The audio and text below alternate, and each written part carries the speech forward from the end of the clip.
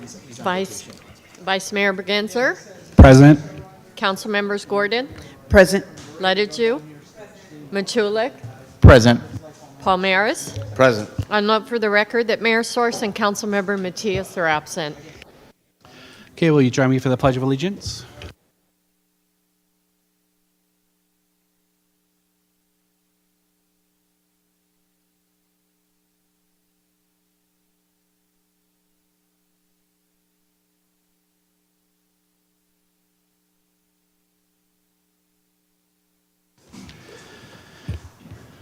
Okay, before we start, I just want to thank everybody for coming. I know it was short notice, but we wanted to have this meeting so that we didn't have our unhoused citizens having to wait till our recess was over before we could move forward with this action item. So I thank everybody for getting it on your schedule today. Madam Clerk, would you call the first item? Adopt resolutions of the City Council of the City of Vallejo, and there are 3 of them before you this evening. This is all related to the opioid litigation fund revenue to support the Broadway project and grant agreements. Okay, and I will open for public comment. We'll have the timer running, and we'll go ahead and hear the presentation while that timer is running. Fantastic. Thank you. While we wait for the slides to come up, I'll just get started. A lot of the information has been previously presented to Council. So as our City Clerk mentioned, this is relating to the opioid funding for the Broadway project.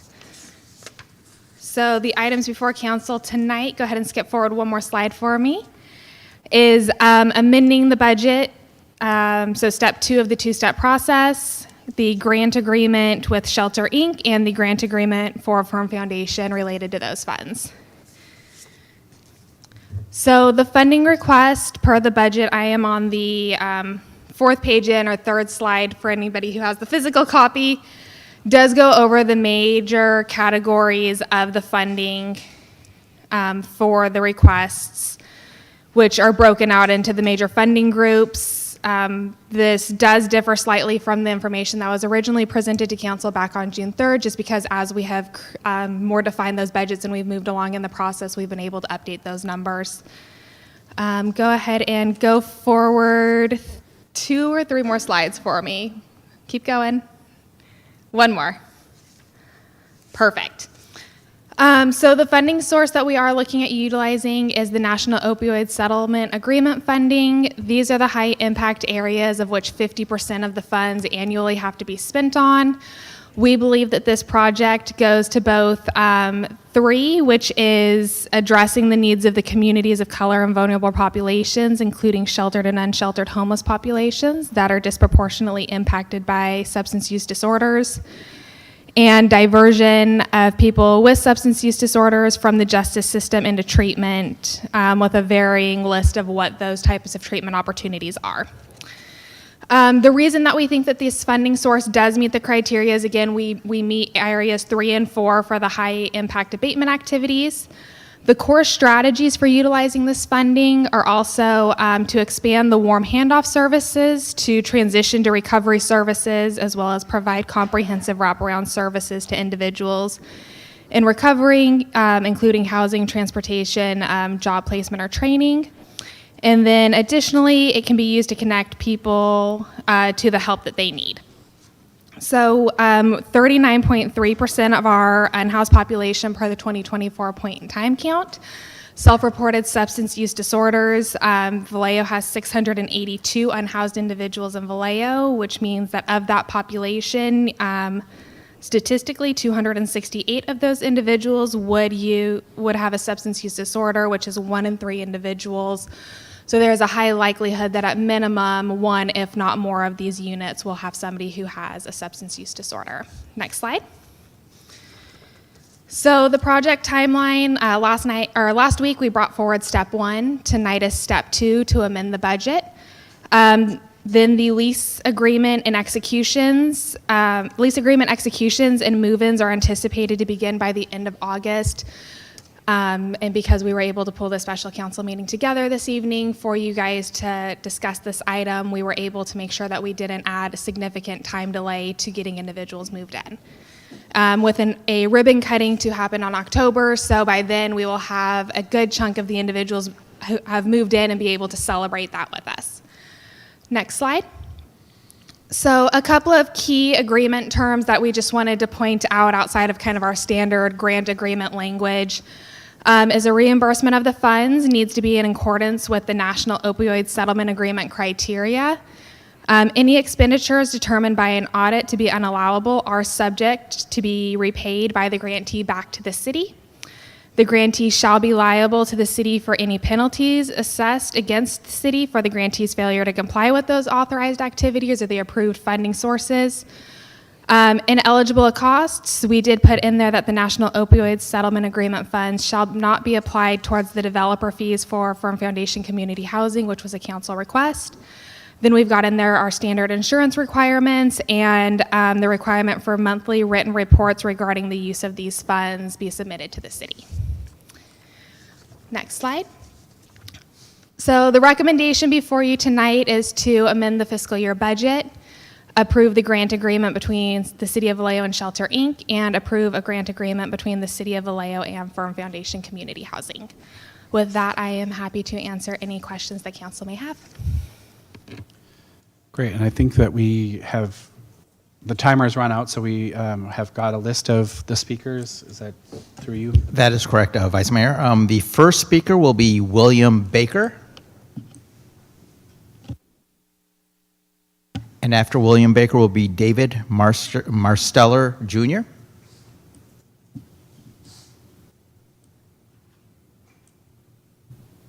Good evening, Vice Mayor and Council. Can you hear this? Yes. Okay, thank you. My name is William Baker. On Monday morning, I emailed you a report on my comments and analysis of last week's meeting and this week's staff report and proposal. Firstly, I must apologize for the length of this report. I normally provide no more than 5 pages. This one is 9. But I felt the length was necessary to explain the precarious nature of the opioid fund proposal you are considering this evening. Please understand the unnecessary level of risk being proposed this evening. Simply stated, if and until the PBVs of this project are contracted and cleared, it would be foolish to begin admitting tenants into the Broadway project. Doing so without knowing if, exactly when, and how much funds were cleared and approved by HUD would risk placing our most vulnerable into a building and, shortly thereafter, facing financial crisis. Please note that I have provided multiple examples showing that PBV revenue alone will only cover around half of the total operating expenses for the Broadway project. I am not privy to the conversations between the city and Shelter Inc. Still, if the City of Vallejo were to lambast my company the way Shelter Inc. was last year by city professionals, I would have no qualms about sending my 180-day notice the moment HUD confirmed there were fewer than 47 PVVs granted. What is your plan B? The third section of my report this week presented a challenge. Many of you will feel compelled to vote for this allocation, regardless of clawback or other consequences. That is fine. I respect your desire to help the unhoused. If you vote in the affirmative, please commit to attending both the opening day ceremony and the day when 47 eviction notices are posted on the doors at 2441 Broadway due to its bankruptcy. Be there not just to volunteer to move the furniture in, but also to move the tenants' belongings out. The date when bankruptcy and desertion of the Broadway project arrives will be sooner than anyone here can imagine.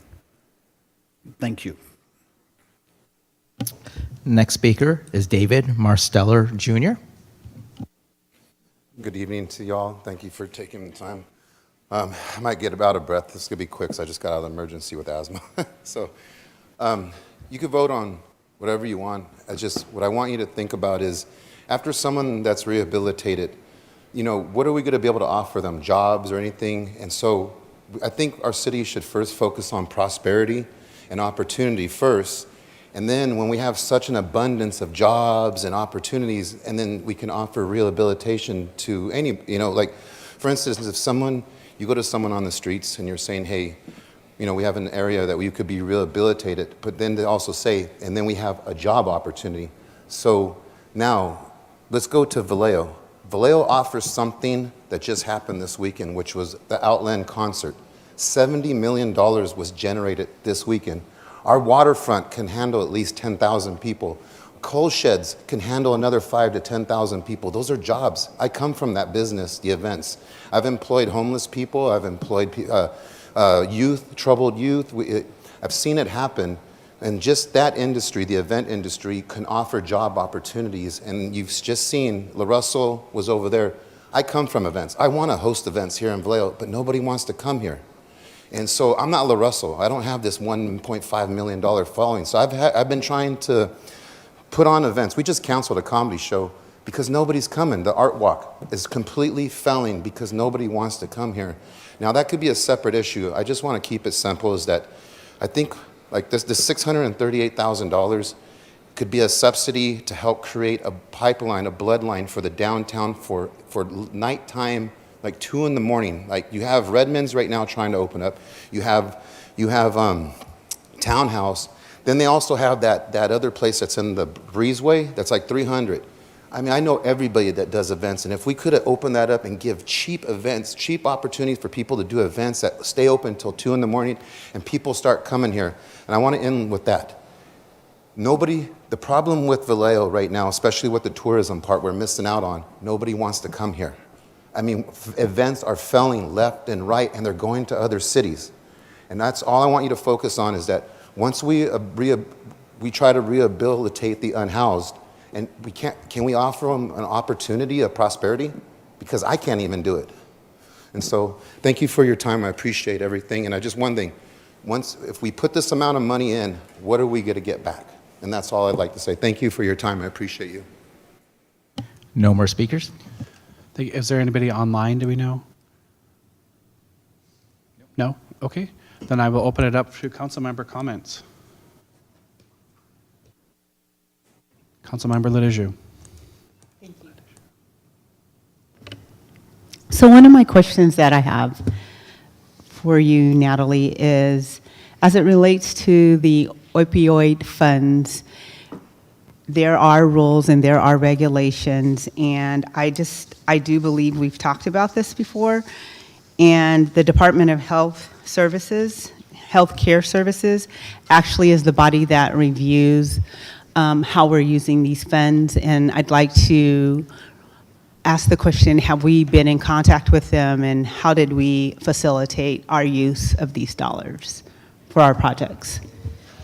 Yes, so that is the body that oversees these funds. We have reached out to them and shared the project description and the projected use of these funds, and they did get back to us and let us know that the project does appear to meet the criteria for the use of the funds, particularly around the different bullet points that I read through earlier for what it covers in the supportive services. Construction is an allowable cost, and with it being very proportional to the percentage of the total cost, in our conversations, we feel that we meet the criteria based on those conversations with DCHS.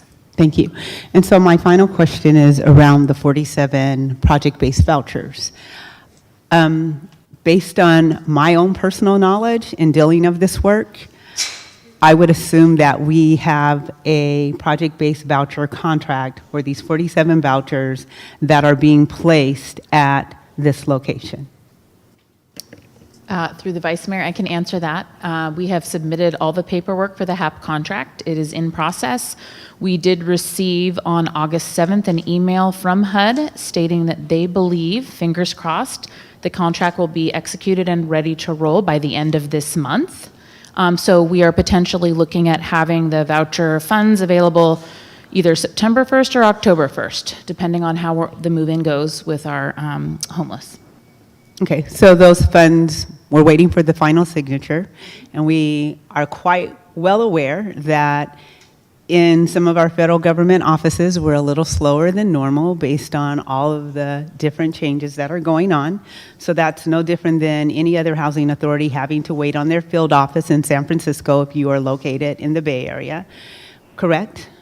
Correct. Okay, and then in addition to that, we do expect to get receive the funding. There hasn't been a no.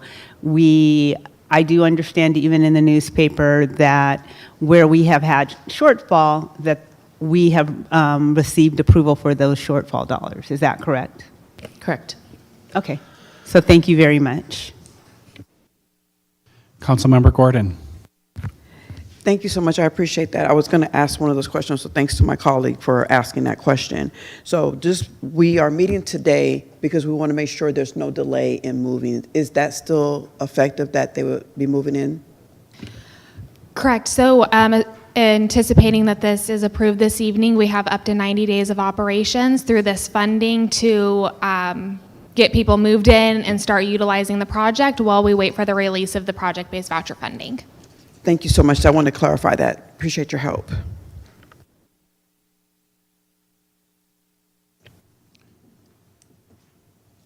Go ahead, Councilmember. Thank you, Vice Ramirez. Mayor. So I just want to acknowledge a couple of the comments out here.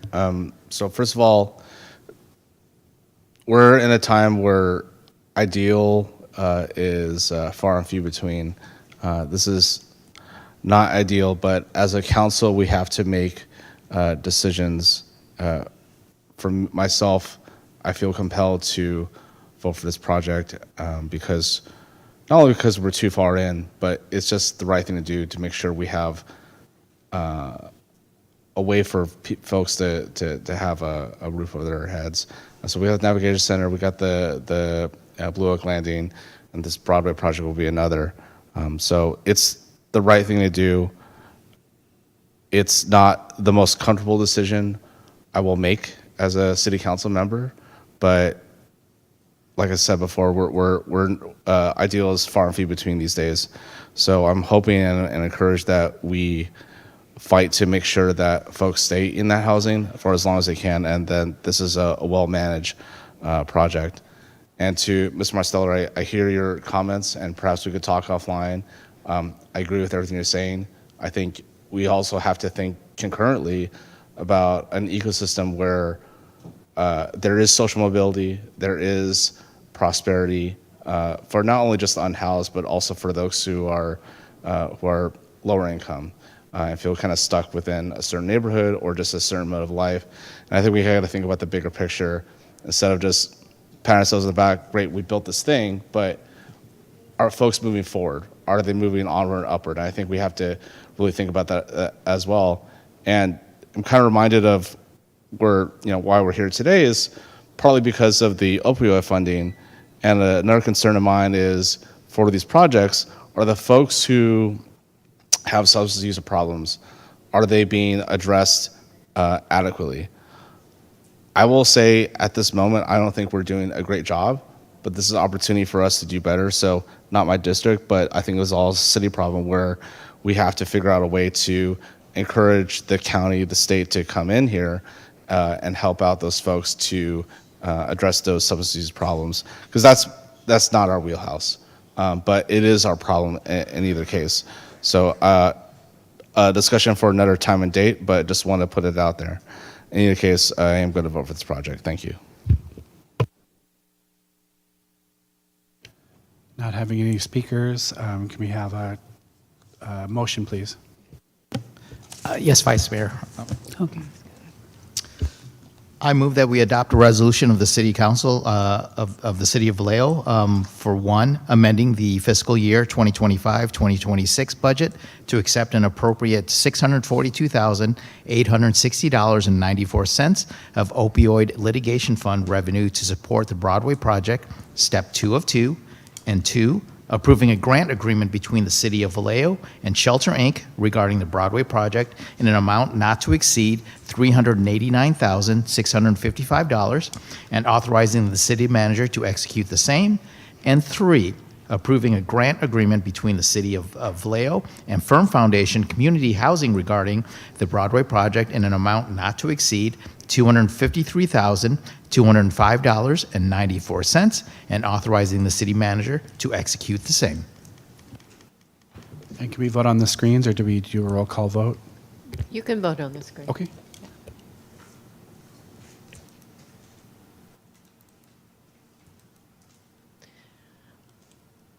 Well, my screen's showing, and I don't know if it's displaying it, but it shows it carried unanimously. with the mayor absent and Councilmember Matias absent. And we stand adjourned at 6:20 p.m. Thank you.